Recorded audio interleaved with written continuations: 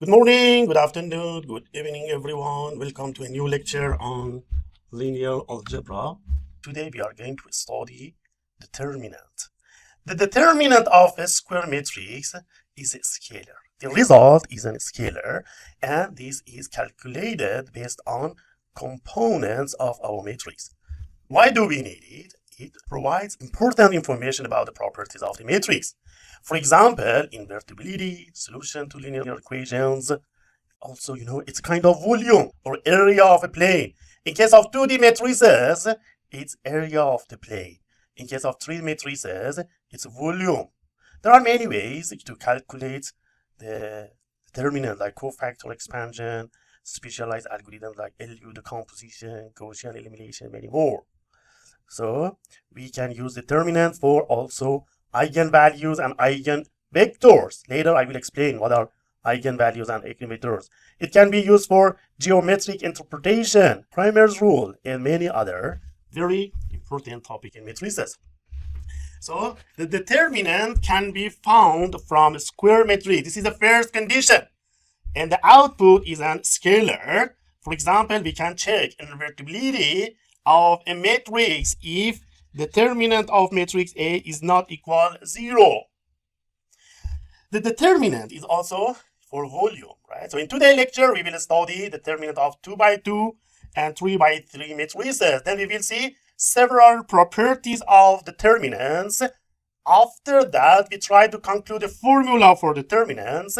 And next, we will study Cramer's rule. And based on the Cramer's rule, we try to find inverse of 3 by 3 matrix.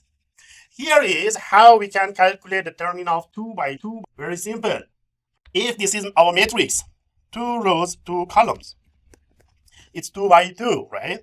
How we can say the determinant of matrix A is shown as that A, and it's equals A multiply D minus B multiply C. This is how we can get it for a 2 by 2. In the case of 3 by 3 matrices like A, it's a little bit different. What we do?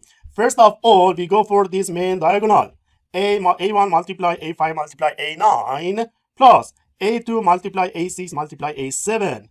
This is the second one. Third, A3, A4, and A8. Then again, minus. This one was from left to right. Now we traverse the diagonal from right to left. So what do we say? A3, A5, A7. A2, A4, A9, A1, A6, A8. This is how we can find out the determinant of a matrix. Here is how we can see or how we can interpret the determinant as a volume of a plane in the case of 2 by 2 matrices, or as a volume of a box in the case of 3 by 3. If this is our matrix, we have AB vector here and CD vector here. Then we can get the area of this shape. Parallelogram. This shape is known as parallelogram, right? Or in the case of 3 by 3, we have a box, as you can see here. A1, A2, A3 is a vector here. A4, A5, A6 a vector here. And A7, A8, A9 as vector here. Then the determinant of this matrix, determinant of matrix A, is the volume of this box. Volume of this box. There are 3 basic properties of determinant that we need to learn. The first property says determinant of any identity matrix is equal to 1. Determinant of I, regardless of the size. In the case of here, as you can see, if you want to calculate the determinant of this one, so you can say determinant of, for example, I2 equals to, what do we say? This one, 1 multiply 1, minus this one, 0 multiply 0, which give us 1, right? In the same, we can do it here, right? This one, then this one, then this one, sum, then minus this one, then this one, then this one, right? Then you can get 1. The second basic property of determinant says exchanging row reverses the sign of determinant. It means if we have a matrix like A and we change the rows, then the determinant sign will be changed. If it is positive number, it will be negative. If it is negative number, it will be a positive one. For example, here, in the previous slide, we found out that the determinant of an identity matrix is 1. Now, if you change the rows, row second will come here, row 1 will come here. Let's find it. The determinant is 0 multiply 0 minus 1 multiply 1, which give us minus 1. You can see that the sign has been changed, but the magnitude remains the same. So you can see here the determinant of A, if A prime is the result of exchanging rows, then the sign will be negative. In the same case, you can see here in 3 by 3 matrices. If we have a matrix and the matrix has 2 equal rows, the determinant of the matrix will be 0. If we have 2 equal rows, the determinant will be 0. In the case of 3 by 3 matrices, if only 2 rows are the same and another row is different by the 2, still the determinant is 0.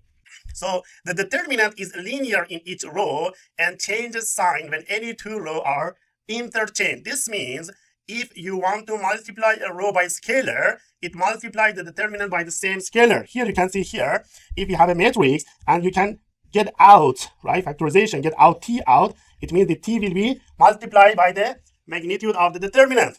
Linear in each row means we can pick up any row and write the determinant as a sum of contribution each of linear in one element of that row. Here you can see this is 1 2D matrix. So if we multiply one vector by 2, then will be twice. In the previous slide, we understood that multiplying a scalar to a row results in a scale in the determinant. Now there is one question: how to find the determinant of 2a?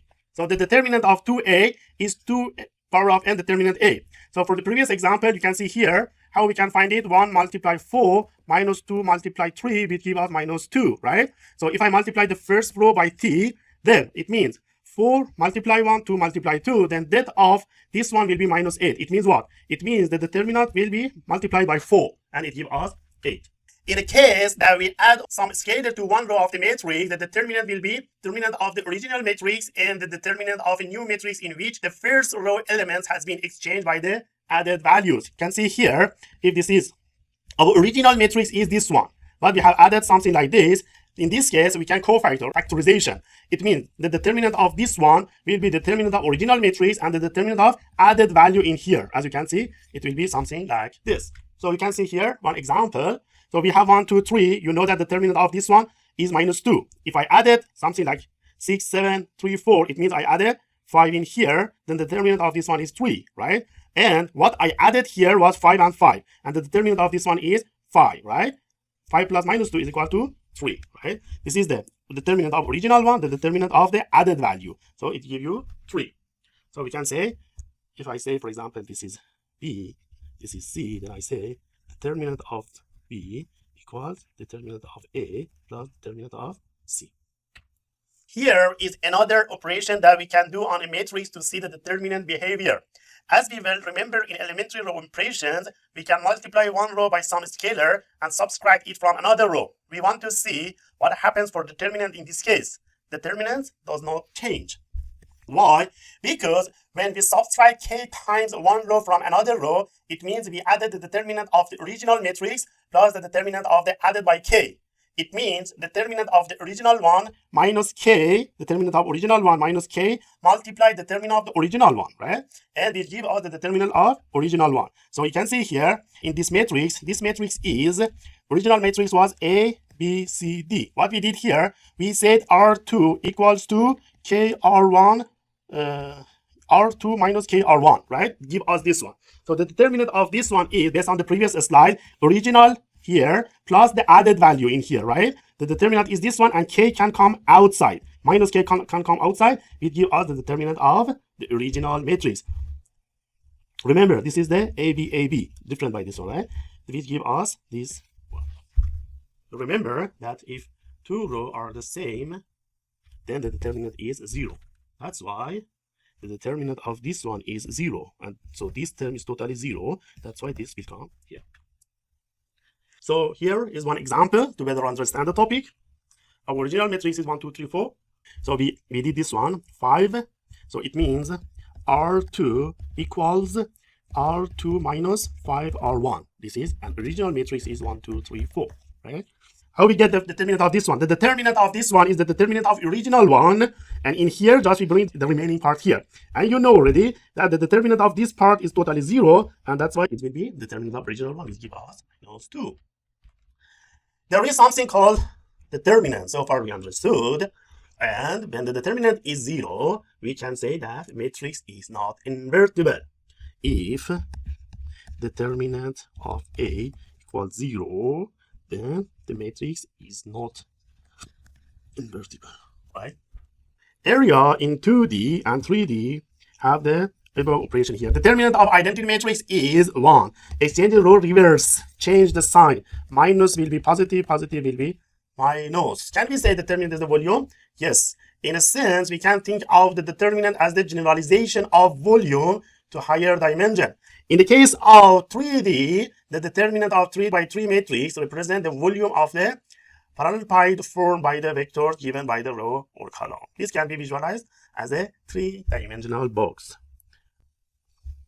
In higher dimensions, the determinant of n by n matrix represents the volume, or more accurately, the n-dimensional hypervolume of the shape that we have made. Now we want to see determinant of upper triangular matrices. The determinant of an upper triangular matrix is simply the product of the diagonal elements. Diagonal elements, you can see here. It means if we have a matrix of A, B, C, D, E, and F, if this is A, then determinant of A is very simple. A multiply D multiply F. This property holds for upper triangular matrices of any size. Example 1, 2, 3. This is an upper triangular, right? Very simple. The determinant is 1, 4, 6, 24. This is 5 by 5. The determinant is very simple. This one. Multiplication of the components on the main diagonal give us the determinant of any n by n matrix, regardless of the size. So we understood that A is invertible if determinant is not equal to 0. We can see the impact of row operation on determinant. If we have a matrix A and we apply some elementary row operation and convert it to R, as you can see here, then the determinant of R equals plus or minus scalar by the determinant of A. If a matrix A is invertible, then our R matrix will be some identity matrix. We know that there are some 3 row operations: exchange, scaling, and adding rows. If we apply row exchange, the result will be changing in the sign of determinant. If we do a scaling, then we need to multiply the determinant by k. If we do the add rows, add for example R2 with R3 something, then nothing happens. Here we have one matrix, 1, -1, 2, -1, 0. This is C, 2, 1.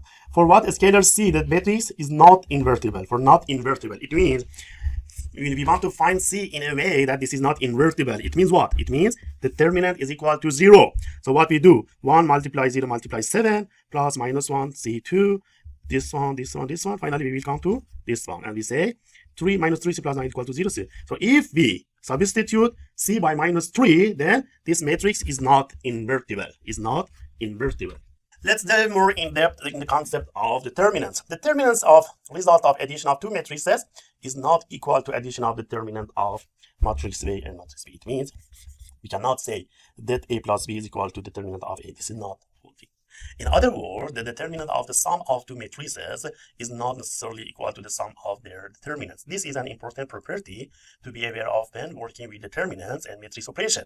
It's a clear demonstration that the determinants do not follow the same rule as basic arithmetic operation like addition. But in the case of multiplication, it is different. The determinant of production of 2 matrices is the same as the multiplication of determination of those 2 matrices. In other words, the determinant of the production of 2 matrices like A and B is equal to product of the determinant of them. This property holds for square matrices only. There is one question: what is the determinant of inverse matrix? We know that the multiplication of a matrix and its inverse equals to an identity matrix. It means that determinant of an inverse matrix multiplied determinant of matrix is determinant of identity, which is equal to 1, right? So we know that this one holds, it means multiplication of inverse and matrix is I. So, and based on this rule, we know that determinant of inverse and determinant gives us determinant of I, which is equal to 1. So determinant of inverse is Y by determinant of A. The next question is, what is the determinant of a square? The determinant of a square matrix raised to a power such as a square is equal to the determinant of original matrix raised by the power.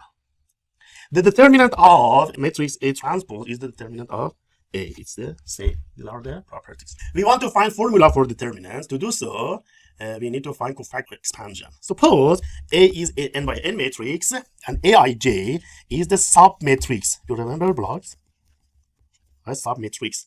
Obtained by removing the ith row and j row. So it means when we say A11, it means we remove these two and get the remain, right? So for Ji, this will be something like we remove these two and we consider the rest. Removing the ith row and we consider the rest. So cofactor expansion involves breaking down a large determinant into sum of determinants of smaller matrices. Cofactor expansion is finding the cofactor like Cij, where Ij is cofactor. In other words, we can say that Cij is, for example, cofactor of the matrix that we want. So here is a summary of cofactor expansion. For a matrix like A, the cofactor Cij of element Ij, we pick up the first row, then we go for the rest. A11, C11, A12, C12, up to ACN. Or we can pick up row I, and we say the determinant of A is AI1, CI1, this case. Or pick the column, then we can go for this way. So here we can say Cij is minus 1 in power of I plus j, determinant of Aij. And we can see here, for example, for the determinant we have this one. This is this one multiply this one minus this one. If we pick up the first row, then we say that R is equal to AC11 plus BC12, right?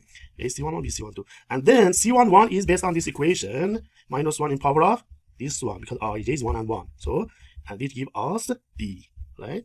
Then we go and we get C. Then we continue in the same way. For example, here, this is our formula. If we pick up the row 2, if we pick up row 2, A21 multiplies C21 plus A22 multiplies C22, A23 multiplies C23. In this case, so this formula, minus 1 in the power of 2 plus 1, that A21, right? As you can see here, A21 is this one. It means we remove this one and we consider these two. 2, 3, 8, 9. In this case, we remove this one and the A22 will be something like 1, 7, 3, 9. In this case, the matrix will be 1, 2, 7, 8, right? And we get the value here. In here, it will be minus 1. In here, it will be 1. In here, it will be minus 1. We want to study Cramer's rule.